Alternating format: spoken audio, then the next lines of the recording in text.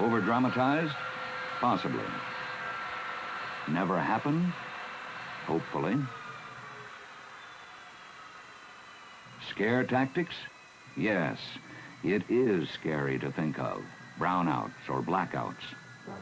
Whether we believe it or not, no matter who is to blame, the ever-present fact is we have an energy problem, and it could get worse. But who are we to believe? No one seems to agree about Montana coal.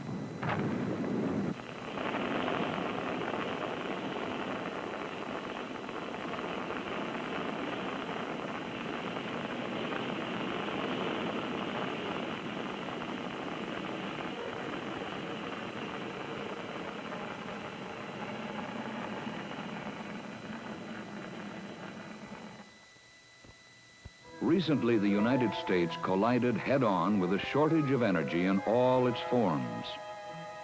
This year alone, we will use 400 billion kilowatt-hours of electricity. 90% of this will be generated by oil, natural gas, and coal. Let's examine these energy sources. We're reminded of the oil situation each time we fill the tank with gasoline. Demand exceeding the supply. The sources of our future natural gas supplies are uncertain. Montana relies very heavily upon Canadian natural gas. Canada has notified us that they will soon stop natural gas shipments to us. Recent developments may alter the oil or gas situation.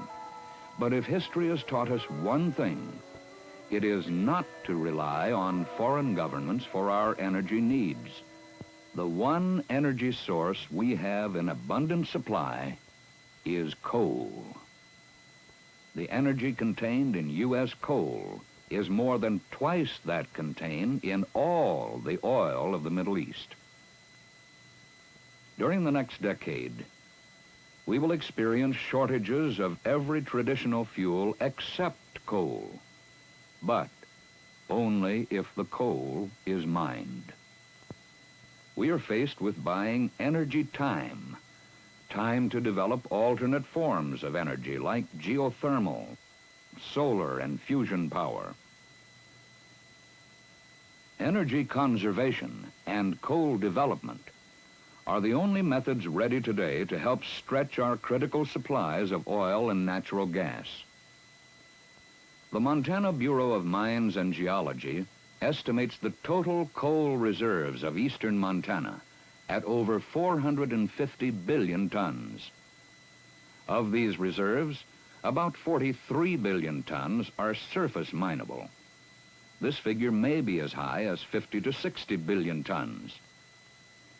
To put 43 billion tons in perspective, a coal shovel such as this one, averaging 3 scoops per minute, working continually day and night, year-round, would take over 2,000 years just to load Montana's surface mineable coal.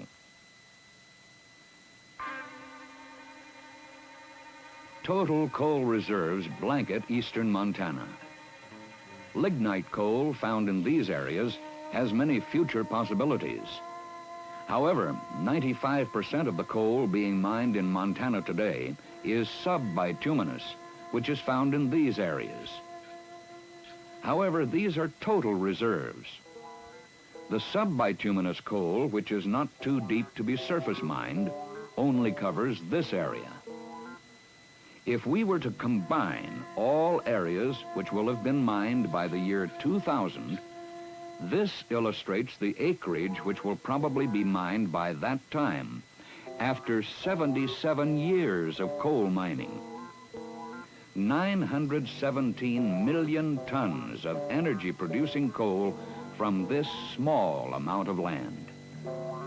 All but this, which is still being mined, will have already been reclaimed.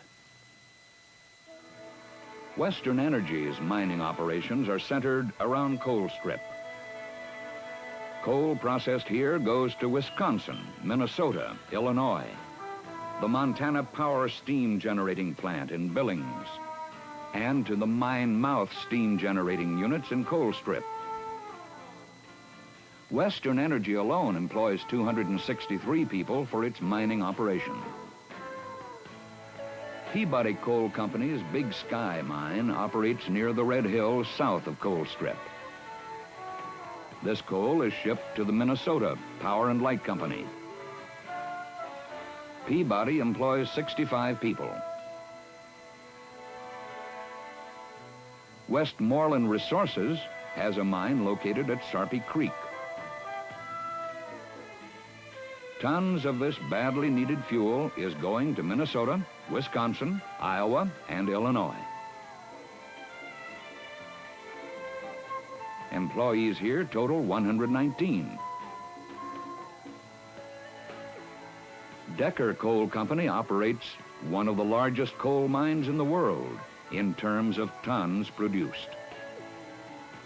Decker coal goes to Chicago and Detroit. Decker employees number 280.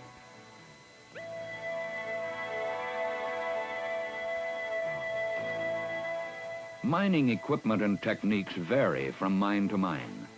However, these basic steps in surface mining are standard. First, permits to explore are obtained and an area is studied.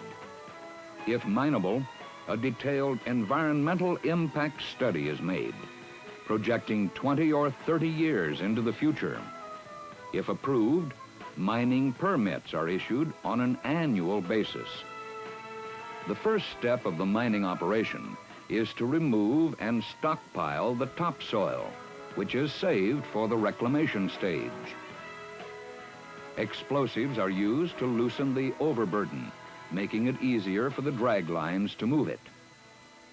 Once the coal is exposed, it is also shot with explosives, then loaded onto haul trucks, which carry it to the preparation plants. There the coal is crushed, then stored or immediately loaded onto waiting trains. An entire 10,000-ton shipment can be flood-loaded in 2 to 3 hours. Once the coal is removed, the overburden is replaced. The land is contoured, the topsoil replaced, then seeded. Finally, after only a matter of months, the land is returned to equal or higher grass production than ever before. Many critics charge that the land would be rendered useless after mining, but as you can see, the charge wasn't true. Nearby farming hasn't been disturbed either. And you can't farm any closer to mining than this.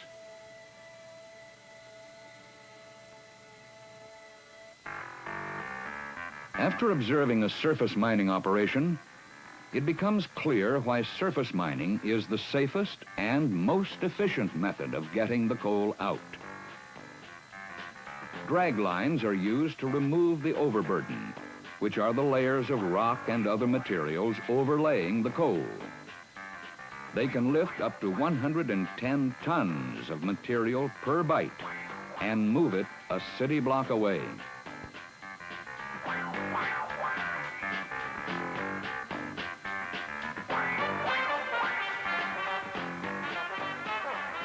These impressive machines range in weight from 4 to 7 million pounds and cost more than $2 per pound. They require only one operator and one oiler and are powered by the electricity they help produce. This requires one very long extension cord. Assembly of one of these giants takes a crew of 40 a full year. Use of large, efficient equipment keeps the production price of the coal down. Continuing operations around the clock results in a double benefit. It keeps a constant supply of coal available while creating more jobs. Most of the jobs created by mining Montana coal have been filled locally. Jobs for local people.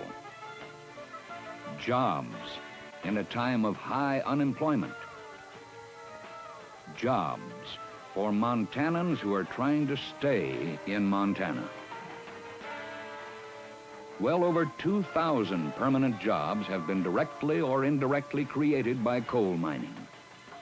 More jobs can become available if new mines open. These people are taxpayers, not tax dependents. Their salaries are a financial shot in the arm to the entire area as well as to the state.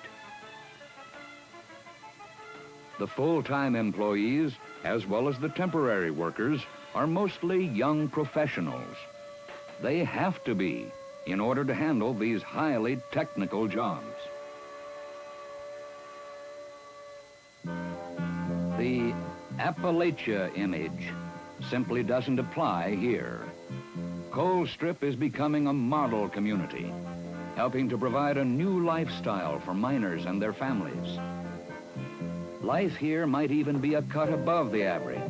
At least the little people seem to like it.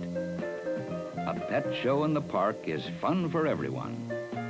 Well, after a few rough spots get smoothed out.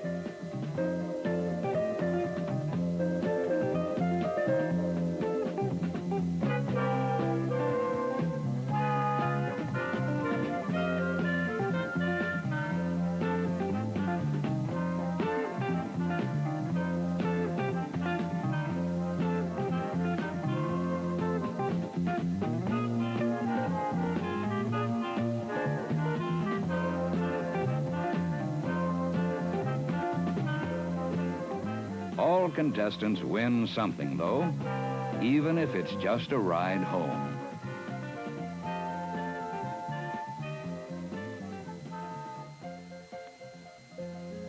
Montana's coal mines can be proud of the notable achievements made in reclamation. Much of the land adjacent to mining areas shows the effects of overgrazing. When rangeland becomes overgrazed, cactus and other undesirable species invade. Mining offers a fresh start for these areas, a chance to be improved from this to this. The top half of this scene is native range, producing 813 pounds of vegetation per acre, including the sagebrush. The bottom half has been reclaimed and now produces 3,905 pounds of vegetation per acre, all edible. Since there doesn't seem to be a shortage of sagebrush in Montana, but there is always a need for rangeland, this seems like a good approach to sound resource management. These gourmets prefer this new approach to land management. These cattle are part of a grazing study conducted by the Department of Animal and Range Sciences of Montana State University.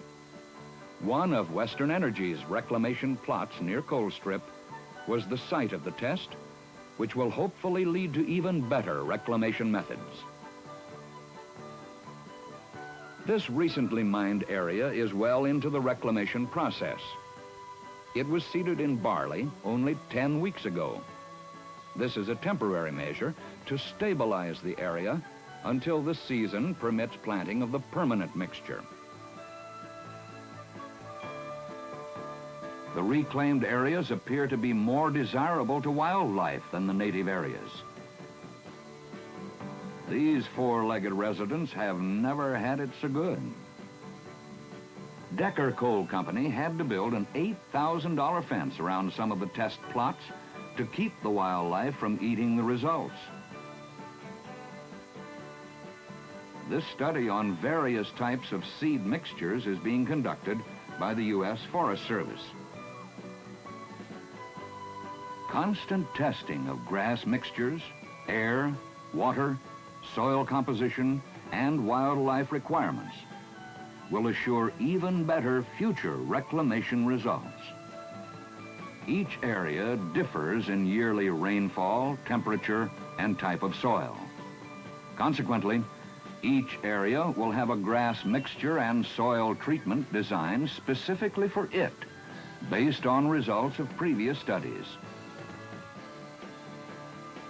Truly, coal mining today is a responsible industry, and certainly a necessary one, if we are to win our current energy struggle. We now have the technology to convert coal into fertilizer, synthetic natural gas, and petroleum.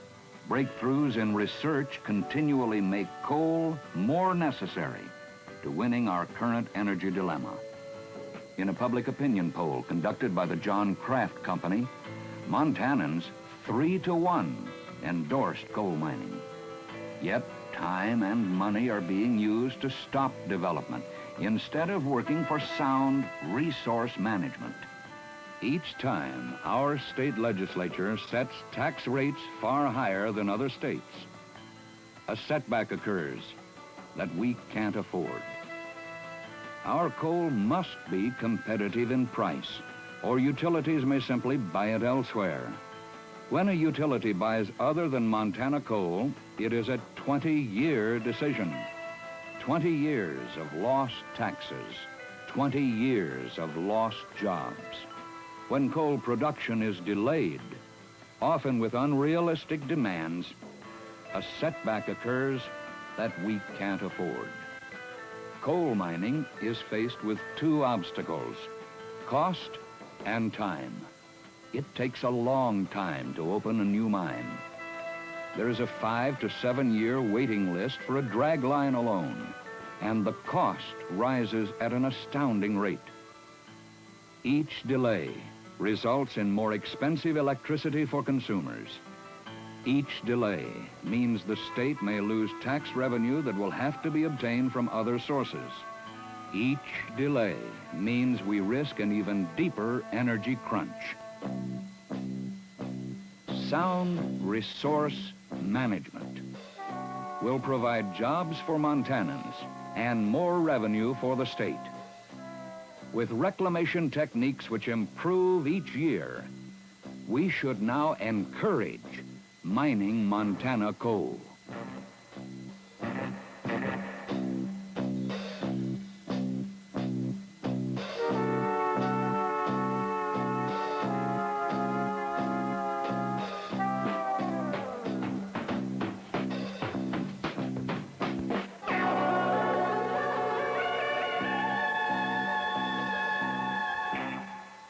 Mine Montana coal, it makes sense.